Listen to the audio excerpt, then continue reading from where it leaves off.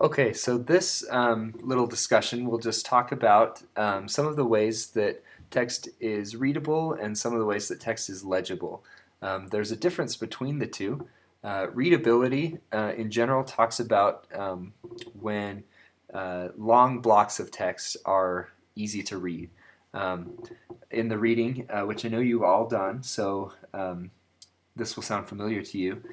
Robin Williams talks about how the minute an element of the font that we've chosen becomes noticeable to the reader, readability suffers. For that reason, when you're setting long blocks of text, you often won't want to use, um, kind of crazy fonts. I know students in the past, when they've set a journal, for example, or when they've used some kind of personal memoir for their book project, they'll say to themselves, "Oh, well, this is kind of personal, so I want to use some kind of handwriting font um, to make it look good, or not to make it look good, but to make it seem more personal." Um, that is not a great idea. I'll show you here what a lot of people would do um, with a page of text there. If I want to choose something like this handwriting Dakota font, and we'll just fill up this page here. Um, this is not a readable typeface. Sure, it looks like somebody's handwriting, maybe, but it gets very, very exhausting to read in uh, long blocks. So when you're setting long blocks of text, you want to look for a classic old style serif font that will always be your safest choice, um, or a different font that just really averages everything out. Um, Toward the end of the chapter, Robin talks about ways to use fonts that aren't necessarily just classic old styles and still make them a little bit more readable. You can use a sans serif font, for example, if increase the leading and if you do other things like that. So if you don't want to use a classic old style serif for long blocks of text, I'm thinking in particular about your magazine project, for the actual articles, or for your book project for the actual body text of the book, then please, please, please refer back to this chapter and take Robin's advice so that your typeface can become more readable. Now, legibility is when we see short bits of text and we can instantly recognize them. Um, Legibility is dependent on the actual text itself and the message that we're trying to communicate. So we have some examples here of what the most legible typefaces are. Something that's plain sans serif with an average X height. Um, Fonts that have a very small or very large X height are less legible. Sentence case is the most legible because it's the one that we're used to seeing the most. But again, that doesn't mean that an all caps headline or um, even a headline, capitalized headline, um, it isn't possible. Certainly, those things can be legible too. We also are talking about typefaces that we haven't condensed or expanded ourselves. In InDesign, I'll show you just briefly here. We'll get rid of this, obviously, and I will come over to here. I have this example already here for something that we'll talk about in a minute. But in InDesign, you can expand and condense your typefaces. So in this little area here, notice that when I bump this up, that it starts to kind of skew my typeface and make it look really even worse than hobo already is.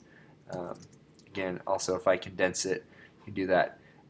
This is almost never a good idea to play with the expand settings. Oops, I want to go 100%. Because it does immediately hinder legibility. So we want to avoid that at all costs. Um, Again, here's some tips from the book. If you really want to use a sans serif for long blocks of text, you can shorten the line length, add extra leading, and increase the smaller font size. You can do all of these things at once. This doesn't mean you have to choose one or the other. You can try all of them at once. When you are setting big blocks of text, you want to avoid doing white on black. That's harder for people to read. Super bold or super delicate typefaces are hard to read also. Super delicate typefaces are also hard to print unless you are doing a super high quality printing, so that's an issue as well. And then italics get exhausting for people to read also. Back in the day, by that I mean the days of Aldus Manutius, so we're talking about, I think, the 1400s or so in Italy. Books were set entirely in italics to save space, use less paper, reduce costs, and that was okay. But we have all grown up in a culture that is not used to reading italics in long blocks of text, and so it gets tiresome to us.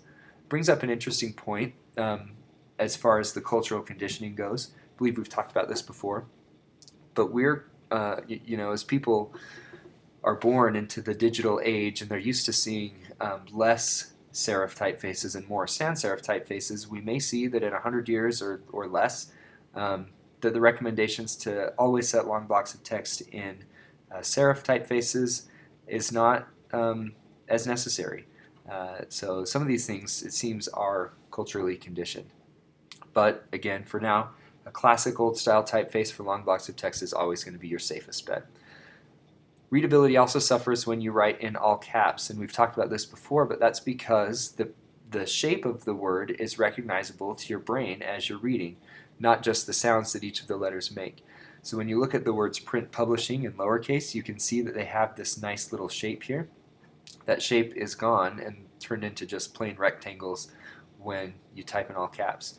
Capital letters don't have ascenders and descenders, so no matter what you type, I should say most capital letters don't have ascenders or descenders in most typefaces, so no matter what you write, your letters are all just going to look like rectangles. Some fonts, and this is why I have this example of Hobo here, don't have descenders, don't have ascenders. Hobo doesn't have any descenders, so it's immediately less readable because we just see a straight line across any word that you type. Some of that shape that we're used to seeing is taken away. So be aware of that also when you're deciding on fonts for readability or legibility. As far as line length and justification goes, if you want to justify your text, meaning if you want all the lines of text to align on the left and the right side except for the last line of text, you want to follow some of these guides. Your lines need to be long enough to house at least 10 to 12 words. That's just a general guideline. I've read some research that a lady named Sandra Moriarty has done out at the University of Colorado about the optimum line length. I presented at a conference where she was, and I talked to her about it, and she, was very puzzled by the whole thing and just said it's almost impossible to determine an ideal line length in these terms. So this is just a guide. May not work all the time, but gets you started at least. A better guide would be Robin's guide, which is to double the point size of your type and then use a line length in picas with at least that measurement. So if you're using a 12 point size, you'd need to have a 24 pica line length. Now remember, most of the time you're not going to be using a 12 point typeface for your body text. You'll be using something smaller than that, an 11 or even a 10, depending on the typeface you use. So if you're using an 11 point typeface size, you would have a 22 pica line length minimum in order to be able to justify. A 10 point typeface size, you'd have a 20 pica line length.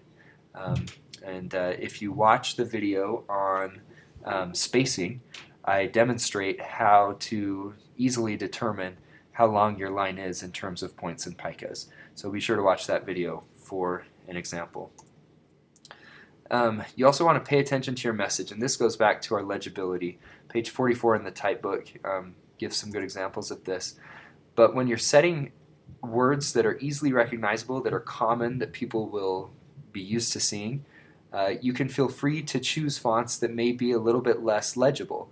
Free food is something that a lot of us would like to see more often, but they're definitely words that we recognize. If you are curating, the gallery for Giselle Takamura's art. I actually don't know who Giselle Takamura is, but obviously her name is not super recognizable, and when you set it in a typeface that's very illegible, it becomes really hard to read.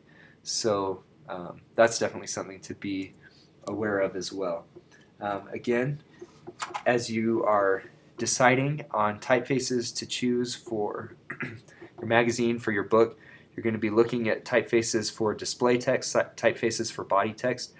Review the readability and legibility chapters in the type book because it will help you make decisions that will really, I promise, make a big difference on the finished product of your project.